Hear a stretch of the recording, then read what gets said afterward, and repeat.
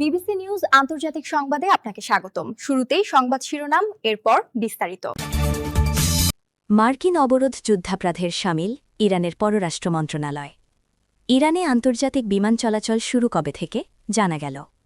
Israel বিজয় ছিনিয়ে আনতে জানে ট্রাম্প। লেবাননে অভিযানের নামে ইসরায়েল সাইকোপ্যাথিক হামলা চালাচ্ছে। আপনি যদি মুসলিমদের পাশে থাকতে চান তাহলে ভিডিওতে লাইক করে চ্যানেলটি অবশ্যই সাবস্ক্রাইব করে দিবেন এবং কমেন্টে জানিয়ে দিবেন আপনার মূল্যবান মতামত। মার্কিন অবরোধ যুদ্ধাপরাধের শামিল ইরানের পররাষ্ট্র মন্ত্রণালয়। ইরানের বন্দরগুলোতে মার্কিন যুক্তরাষ্ট্রের অবরোধকে বিদ্যমান যুদ্ধবিরতি চুক্তির চরম লঙ্ঘন এবং যুদ্ধাপরাধ হিসেবে অভিহিত করেছে ইরান। রোববার ২০ এপ্রিল দেশটির পররাষ্ট্র মন্ত্রণালয়ের মুখপাত্র ইসমাইল বাগাই এক বিবৃতিতে ওয়াশিংটনের এই পদক্ষেপের তীব্র নিন্দা জানান। তিনি স্পষ্ট করে বলেন, ইরানের বন্দর ও উপকূলীয় এলাকায় যুক্তরাষ্ট্রের এই তথাকথিত অবরোধ কেবল পাকিস্তানের মধ্যস্থতায় হওয়া যুদ্ধবিরতি চুক্তির লঙ্ঘনই নয়, বরং এটি পুরোপুরি অবৈধ ও অপরাধমূলক কর্মকাণ্ড।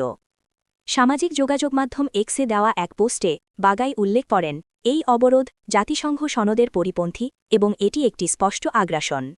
তার মতে, যুক্তরাষ্ট্র আন্তর্জাতিক আইন লঙ্ঘন করে ইরানের ওপর যে বিধিনিষেধ চাপিয়ে দিচ্ছে তা কোনোভাবেই গ্রহণযোগ্য নয়।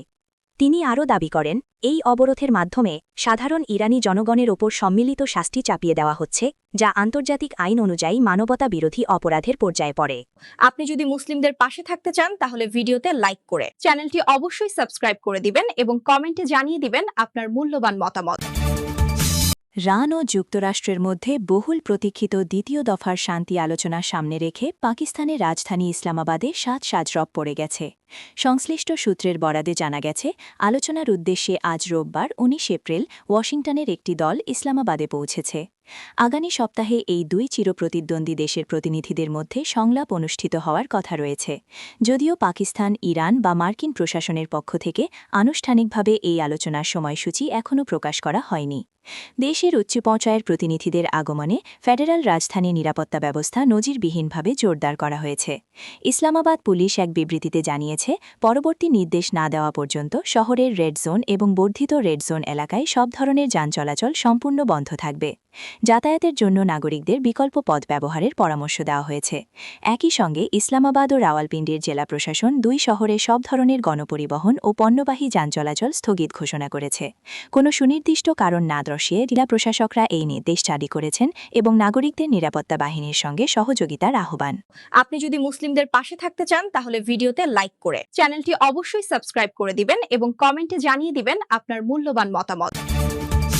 ইসরায়েল বিজয় ছিনিয়ে আনতে জানে ট্রাম্প। ইরানের সর্বোচ্চ নেতা মোজতবা আলী খামেনি সতর্ক করে বলেছেন, যুক্তরাষ্ট্র ও ইসরায়েলকে হরমুজ প্রণালীকে নতুন তিক্ত এক পরাজয় উপহার দিতে প্রস্তুত তার নৌবাহিনী। রোববার ১৯ এপ্রিল ইরানের রাষ্ট্রীয় টেলিভিশনে তার এই বার্তা প্রচার করা হয়। এর আগে দেশটির পার্লামেন্ট স্পিকার ও প্রধান আলোচক মোহাম্মদ বাগের গালিবাফ বলেছেন, যে কোনো মুহূর্তে আবার যুদ্ধ শুরু হতে পারে। ইরানের সর্বোচ্চ এই দুই নেতার থেকে বক্তব্য আসার ঠিক আগেই ইসরায়েলকে প্রশংসায় ভাসিয়েছিলেন ডোনাল্ড ট্রাম্প।